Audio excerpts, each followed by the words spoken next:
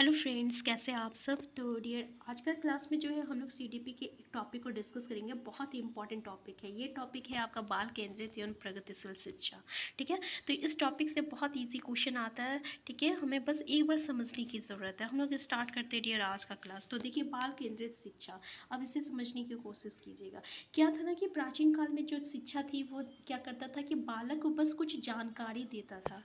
ठीक है, क्या करता था, कुछ जानकारी देता था। लेकिन अभी जो आधुनिक शिक्षा है वो बालक का सर्वांगीण विकास का बात करता है। यानी बाल केंद्रित में क्या होता है, बाल केंद्रित शिक्षा में ये आपका बालक का सर्वांगीण विकास पर ये जोर देता है। ठीक है, तो क्या है कि आपका बालक का सर्वांगीण विकास के लिए ये महत्व है कि शिक्षक को ना बाल मनोविज्ञान की पूरी जानकारी होना आवश्यक है। क्योंकि उसकी जानकारी नहीं होती है तो क्या करेगा शिक्षक जो है, ना ही वो शिक्षा को अधिक से अधिक आकर्षक बना पाएगा और ना ही वो सुगम बना पाएगा।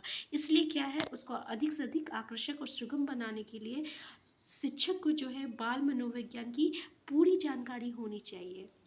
और ना ही, और अगर उसकी जानकारी नहीं है तो ना ही वो क्या करेगा, बालक की किसी भी प्रकार किसी भी समस्या का वो समाधान कर सकता है। समझ में आ गया। अब देखिए, हम लोग बाल केंद्रित का कुछ कैरेक्टर है उसको हम लोग डिस्कस करेंगे। कुछ इसका फीचर्स है उसके बारे में जानने की कोशिश करेंगे कि बाल केंद्रित शिक्षा के अंतर्गत जो होता है ना, हस्तप्रग गतिविधि। अब याद रखिएगा कि बाल केंद्रित शिक्षा के अंतर्गत जो है हम लोग को हस्तप्रग गतिविधि पर बल दिया जाता है।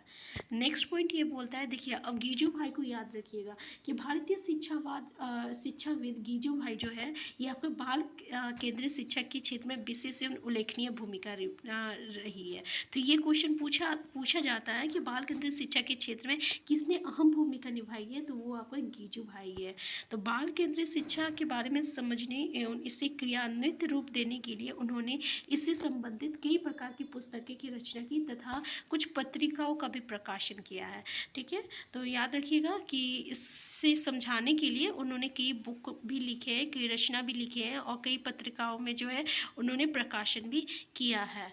अब नेक्स्ट जो है ये हम लोग का जॉन डीवी है। जॉन डीवी जो है बाल केंद्रित शिक्षा का समर्थन किए हैं, ये भी किए हैं। और जॉन डीवी द्वारा जो है समर्थित लिव विद्यालय प्रगतिशील विद्यालय का उदाहरण है। अब देखिए, लिव विद्यालय किससे आपका संबंधित है, तो ये आपका जॉन डीवी किससे द्वारा संबंधित है, क्योंकि जॉन डीवी जो है ये समर्थित लिव विद्यालय प्रगतिशील विद्यालय का ये उदाहरण दिए, ये आपका उदाहरण है जॉन डीवी का।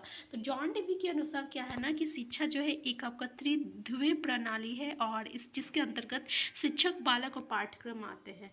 अब देखिए, ध्रुवीय प्रणाली में क्या क्या आएगा, तो एक तो शिक्षक आएगा, फिर बालक आएगा और आपका पाठ्यक्रम आएगा। ये तीन चीज़ आता है, शिक्षक, बालक और पाठ्यक्रम।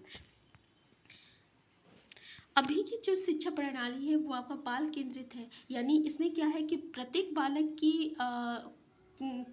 की ओर अलग से ध्यान दिया जाता है और पिछड़े हुए और मंदबुद्धि जो होते हैं, मंदबुद्धि तथा प्रगतिशील बालक के लिए शिक्षा का विशेष पाठ्यक्रम देने का प्रयास किया जाता है। बालकों की प्रवृत्ति, रुचियों और क्षमताओं के बारे में शिक्षक को जानकारी रखनी चाहिए। देखिए, अभी बाल केंद्रित शिक्षा में बोला है कि शिक्षक को जो है बालक की प्रवृत्ति कैसी है, उसकी रुचि क्या है, उसकी क्षमता क्या है, उसकी पूरी जानकारी जो है शिक्षक को रखनी चाहिए। ठीक है, अब देखिए नेक्स्ट पॉइंट जो है ना, ये हम लोगों का है बाल केंद्रित शिक्षण के सिद्धांत। तो हम लोग डिस्कस करते हैं आपका बाल केंद्रित शिक्षण के सिद्धांत क्या है। पहला सिद्धांत तो ये आपका प्रेरणा का सिद्धांत है। क्या है, प्रेरणा का सिद्धांत है। देखिए, बालकों को प्रेरित करने के लिए उन्हें महापुरुष की जीवन कथा, नाटक, वैज्ञानिक की योगदान और इत्यादि के बारे में बताकर उन्हें प्रेरित करना चाहिए। दूसरा, कहानी और कविता के माध्यम से भी बालकों को प्रेरित किया जाना चाहिए। यानी प्रेरणा का सिद्धांत, बालक को हम लोग को प्रेरणा करना चाहिए, मतलब मोटिवेट करना चाहिए। अब मोटिवेट हम लोग किसी भी तरीके से कर सकते हैं। अब हम लोग अलग अलग महापुरुष का उदाहरण लेके जो है उसे हम मोटिवेट कर सकते हैं। ठीक है, जैसे कि हम लोग कह सकते हैं कि डॉक्टर बी आर अम्बेडकर, वो भी बहुत दलित फैमिली से बहुत ही गरीब थे, लेकिन उसे लोग जो है आज father of the Indian constitution के नाम से जानते हैं। और उन्होंने ये किया और फलना किया, ढकना किया। तो इस तरीके से हम लोग बच्चे को क्या कह सकते हैं कि चाहे स्थिति कैसी भी क्यों ना हो, अगर उनमें अगर कुछ करने की इच्छा है तो वो आगे बहुत कुछ कर सकते हैं। इस तरीके से जो है हम लोग जो है इंटरनल आपका मोटिवेट बच्चे को कर सकते हैं। इसी को हम लोग प्रेरणा का सिद्धांत कहते हैं। नेक्स्ट है आपका व्यक्तिगत अभिरुचि का सिद्धांत।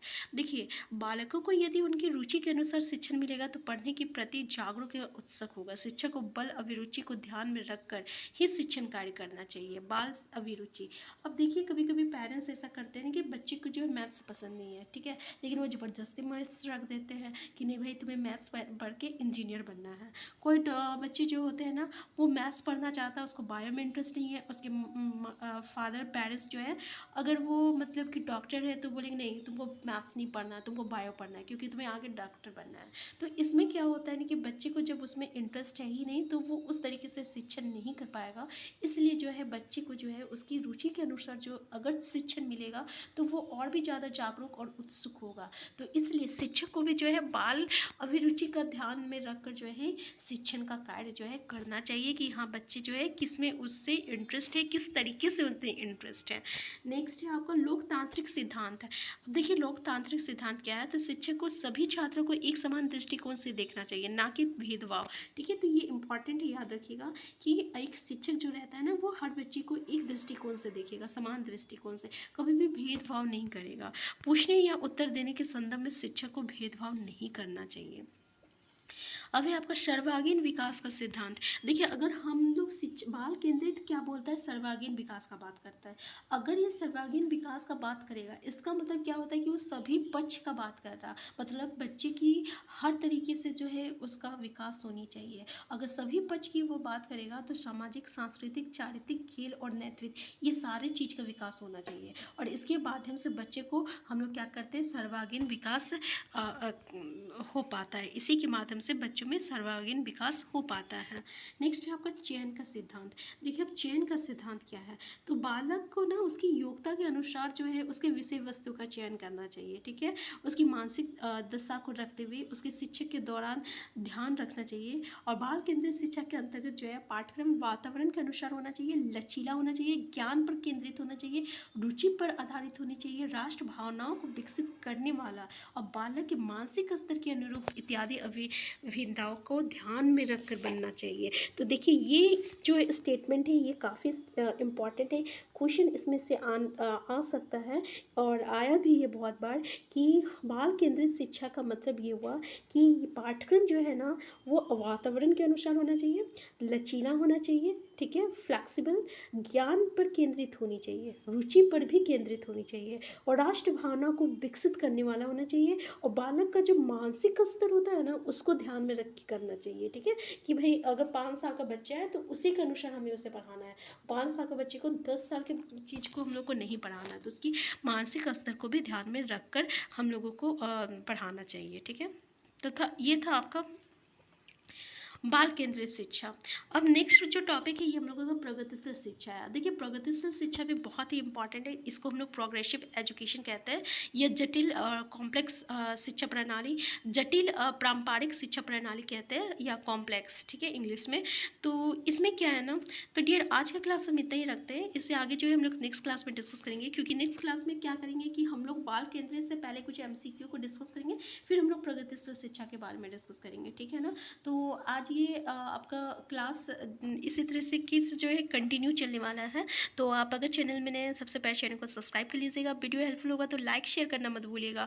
और डियर हम लोग का टेस्ट सीरीज़ जो है ऑलरेडी स्टार्ट हो चुका है। हम लोग टेस्ट सीरीज़ CTP का ले रहे हैं, जिसमें हम लोग 2-3 टेस्ट सीरीज जो है 1-2 टेस्ट जो है ले भी चुके हैं। अगर आप नहीं देखे तो आप प्ले लिस्ट में जाके देख सकते हैं। हम फिर मिलते हैं नेक्स्ट क्लास में।